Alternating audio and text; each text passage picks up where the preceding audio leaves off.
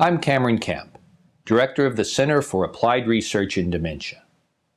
This presentation is about how to have a meaningful visit with someone if they have difficulty remembering the past or if verbal communication is limited. Lorsqu'une personne avec des troubles de la mémoire vit à domicile, avec vous ou dans son propre appartement ou maison, un certain nombre de défis sont à relever. Il est parfois si difficile de ne pas penser à la personne qu'elle était, si difficile de ne pas se concentrer sur tout ce qui a été perdu. Que dites-vous à vos amis ou aux amis de votre proche qui vous rendent visite? Quels conseils pouvez-vous donner aux parents ou proches qui débarquent en ne se rendant pas compte de ce que c'est que de vivre et d'interagir avec votre proche? Comment pouvez-vous leur expliquer ou leur montrer ce qui se fait et ne se fait pas avec votre proche? Prendre soin de quelqu'un va au-delà des seuls soins physiques. Même si votre parent est en maison de retraite, votre rôle d'aidant ne s'arrête pas vraiment. Il change seulement. Maintenant, vous prodiguez des soins en rendant visite à votre proche plutôt qu'en lui donnant ses médicaments. Meaningful, engaging visits are an important part of daily living for persons with memory impairment, wherever they live. Qu'ils ne se souviennent pas des détails de votre visite n'est pas vraiment important. Les sentiments positifs que procure une bonne visite peuvent persister bien après, pour eux comme pour vous. Vous avez alors tous les deux hâte de la prochaine visite. Parlons de la manière de rendre cela possible. When dealing with a person who has memory deficits because of dementia or other problems, there is something critical that we must keep in mind. They are still a person. Notre responsabilité est de nous connecter avec cette personne et de la faire ressortir en trouvant des moyens de contourner ses problèmes. Si la conversation n'est pas possible lors d'une visite, détournez votre attention de cette conversation. Essayez de faire quelque chose à la place, comme une activité par exemple. Les activités utilisent de nombreuses fonctions supérieures, au-delà de faciliter la manière d'avoir une visite. Elles nous permettent de redécouvrir la personne qui peut être cachée par les déficits. You may be wondering what activities to do during your visit. La première et la plus importante clé pour une visite réussie est de centrer votre réflexion sur les capacités et les intérêts restants. Que faisaient-ils dans la vie? Quelles étaient leurs activités favorites? Ont-ils voyagé? Qui étaient leurs proches et amis? Au lieu de se concentrer uniquement sur leurs difficultés, il est essentiel d'identifier leurs capacités restantes et de s'appuyer sur celles-ci. Est-ce qu'ils lisent encore?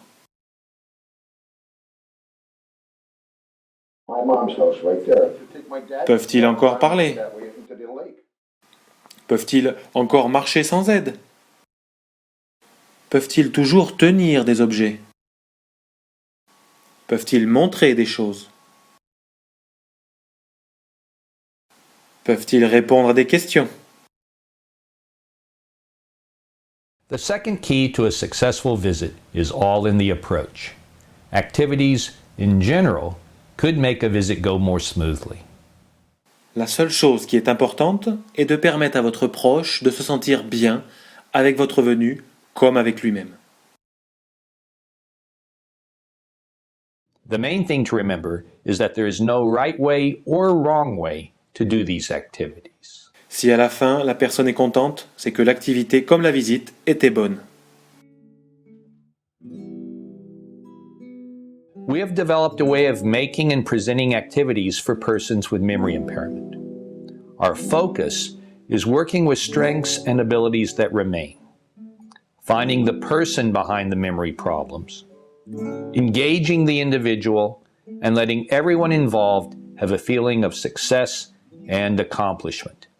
It is called Montessori-based dementia programming.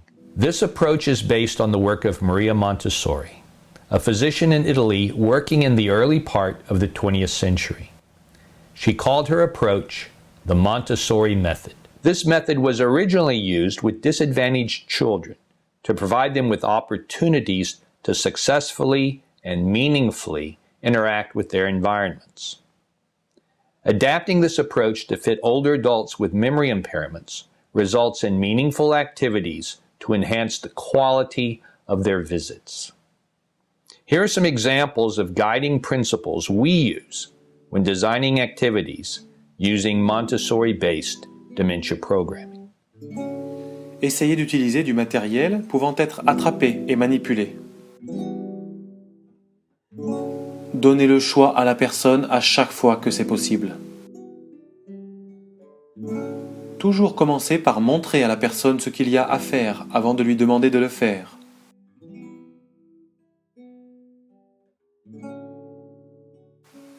Utilisez du matériel qui donne des indications, comme dessiner le contour d'objets pour montrer où ils doivent se placer. Rappelez-vous qu'une personne ayant des troubles de la mémoire peut parfois améliorer ses performances en s'entraînant, même si elle oublie avoir fait quelque chose auparavant. Par exemple, ils peuvent apprendre à mieux lire en ayant essayé une page ou deux. S'ils ne réussissent pas au premier essai, nous pouvons réessayer. Assurez-vous d'éviter ce qui peut leur causer de la frustration. Would you like to do this again sometime?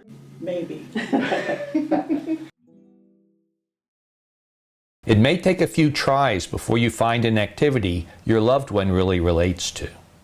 After doing an activity, a good way to find out what they like is simply to ask. This gives them a chance to make a choice. And their answers can give you guidance as to their likes and dislikes.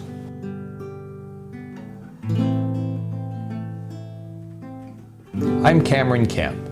I hope you found this presentation useful.